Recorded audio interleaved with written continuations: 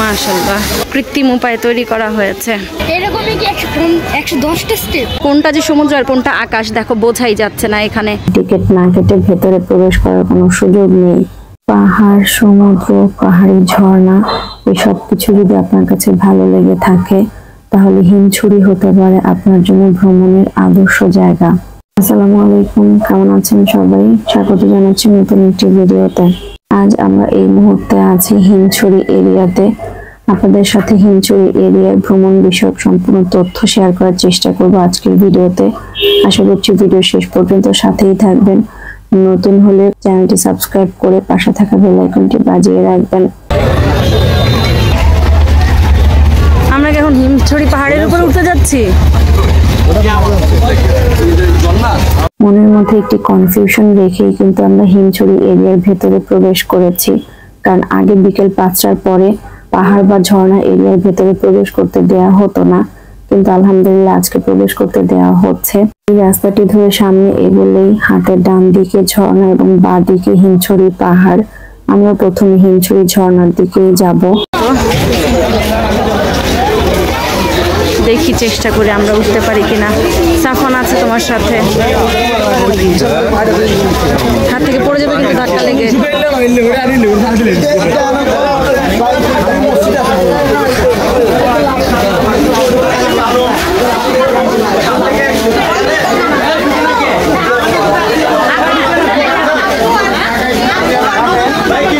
পাহাড় এবং ঝর্ণা ঘুরে দেখতে হলে আপনাকে প্রথমে এই টিকিট কাউন্টার থেকে 35 টাকা করে পার পার্সন টিকিট কেটে তারপরে গেটের ভেতরে প্রবেশ করতে হবে। এবং এখানে কিন্তু টিকিট চেক করার জন্য মানুষ রয়েছে, তাই টিকিট না কেটে ভেতরে প্রবেশ করার কোনো সুযোগ নেই।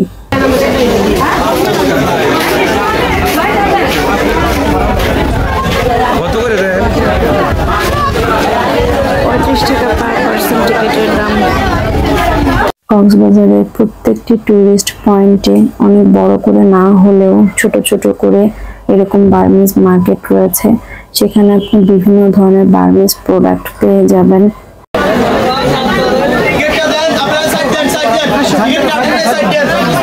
দেখি আমাদেরকে সাইড দিয়ে সাইড দাও। এই যে আমরা দুজন অন্য না। হ্যাঁ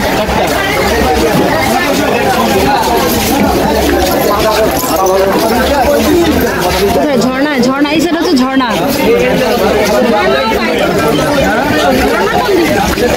দিনের আলো কিছুটা থাকতে থাকতে আমরা ঝর্ণার সৌন্দর্য উপভোগ করতে চলে যাচ্ছি, কারণ পুরোপুরি অন্ধকার হয়ে গেলে শুধু পানির ফ্লোটা ছাড়া আর কিছু দেখা যাবে না ঝর্ণার।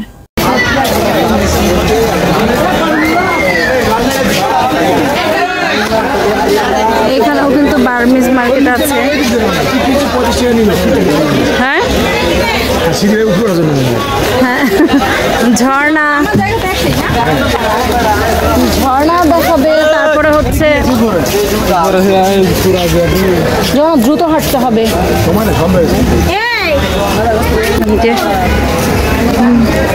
এই মার্কেট দিয়ে সামনে আগালে দেন হচ্ছে ঝর্ণা মার্কেটের সাইড দিয়ে।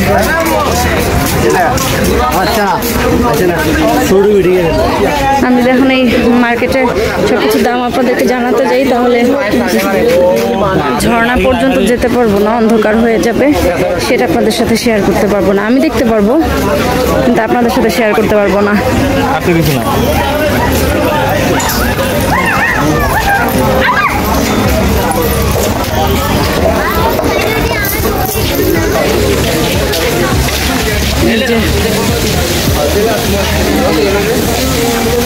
আমরা ঝর্ণার কাছাকাছি চলে এসেছি। ঝর্ণায় তো মাশাআল্লাহ আছে এখনো বহমান।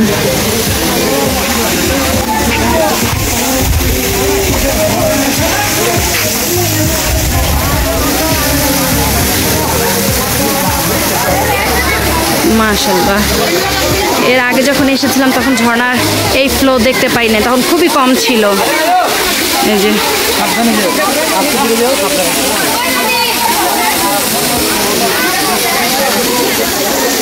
আগে এরকম সাজানো গোছানো ছিল না, কিন্তু এখন বেশ সুন্দরভাবে সাজিয়েছে, ভালো লাগছে দেখতে। এই ঝর্ণার পানিগুলো বেয়ে বেয়ে এদিক দিয়ে একদম এভাবে চলে যায়। ওখানে আপনারা দেখলেন না যে পাইপ দিয়ে হচ্ছে উপর দিয়ে পানি নিচ্ছে। আমার কাছে মনে হয় যে ওই পাইপ যে পাইপটা লিক হয়ে পানি পড়ছে রাস্তার উপরে, আমার মনে হচ্ছে যেটা যে ওই পাইপ দিয়েই এই মানে ঝর্ণার এই পানিটা কৃত্রিম উপায়ে তৈরি করা হয়েছে।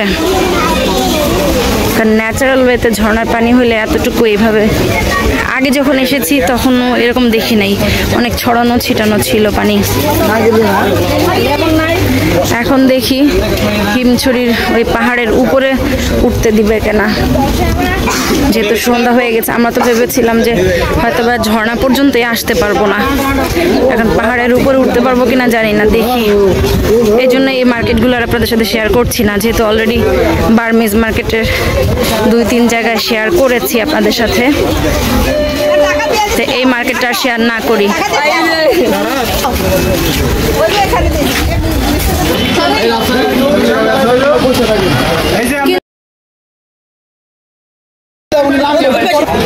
আসো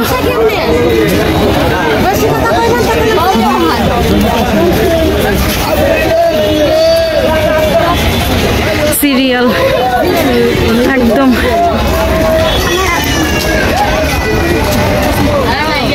এরকমই কি 110টা স্টেপ? একদম সন্ধ্যা হয়ে গিয়েছে। দূরে ওই যে সমুদ্র, হ্যাঁ। কত দূর সমুদ্র জুম করলে বোঝা যাবে। খুব বেশি দূর না। কি অবস্থা জানা, পেরেছো? হ্যাঁ আল্লাহ, এই সিঁড়ি দিয়ে হচ্ছে মানুষ নামে। আল্লাহ, ভাত নিয়ে আসলে ভালো হইতো রে, বসে খেয়ে তারপরে আবার শুরু করতাম। আয় সাফা নাই, উঠলাম। ওকে, তোমরা না পারলে দুজনে উঠো না। আমার গলার ভিতর দিয়ে ঢুকছে।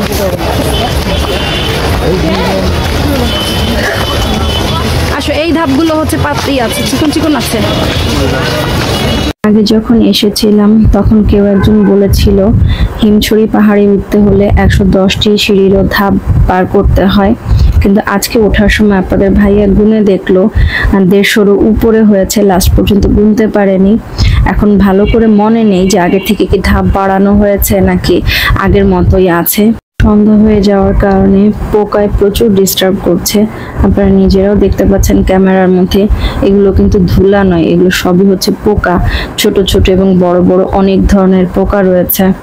অবশ্যই উঠতে পেরেছি, যদিও পাহাড়টা হয়তো পুরোপুরি আপনাদের সাথে শেয়ার করতে পারছি না ক্লিয়ারলি, তারপর আলহামদুলিল্লাহ যতটুকু শেয়ার করতে পারছি। কারণ আগে তো বিকেল 5টার পর উঠতে দিত না। আমি সেই ধারণা থেকে বলছিলাম যে সমুদ্রের পাড় থেকে হয়তো আমরা এখানে যেতে পারবো না, চলে যেতে হবে আমাদের রুমে। পাহাড়ে ঘুরতে এখন দেখেন কি পরিমাণ মানুষের ভিড়। এর কারণ হতে পারে এখানে কোনো লাইটের ব্যবস্থা ছিল না, যে কারণে বিকেল 5টার পরে কোনো মানুষকে উঠতে দেওয়া হতো না। এছাড়াও এখানে যে বসার জায়গা করা হয়েছে এখন কিছু দূর গ্যাপ দিয়ে, এই বসার জায়গাগুলো তখন করা ছিল না। ডাবের অনেকগুলো দোকান হয়েছে, ডাবের দোকানও ছিল না, মাত্র 1টি বা 2টি দোকান ছিল, একদম পাহাড়ের চূড়াতে ছিল সেটি, এরকম রাস্তার সাইডে কিন্তু নয়।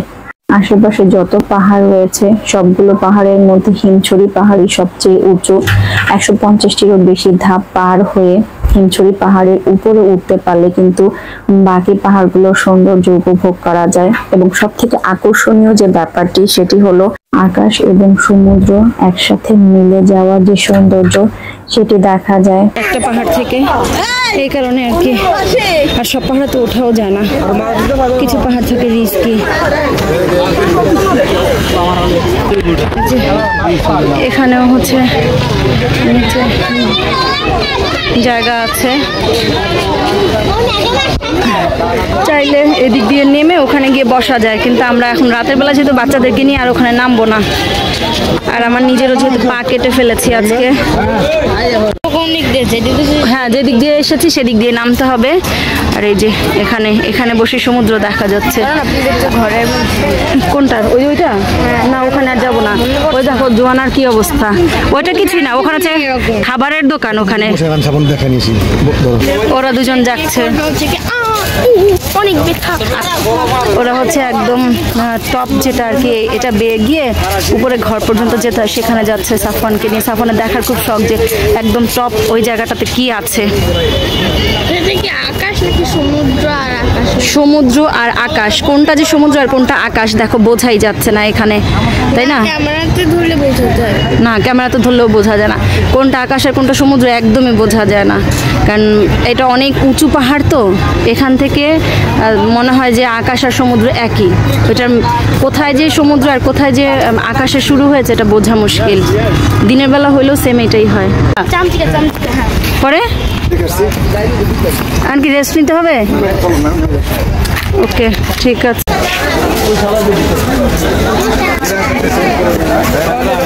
আমরা পায়ে এনার্জি সব শেষ, একদম এখন বের হয়ে যাচ্ছি। আজকে যে পরিমাণ গরম লেগেছে পাহাড়ে উঠতে গিয়ে, ড্রেস ঘেমে, তাতে মনে হচ্ছে যে ঠান্ডা লেগে যাবে। আল্লাহ ভালো জানে। দোয়া করেন সবাই আমরা চারজন যেন সুস্থ থাকি। সাফনের অবস্থা তো খুবই খারাপ, কারণ সাফনের শরীরে এমনিতেই প্রচুর গরম, অল্পতেই ঘেমে যায় অনেক।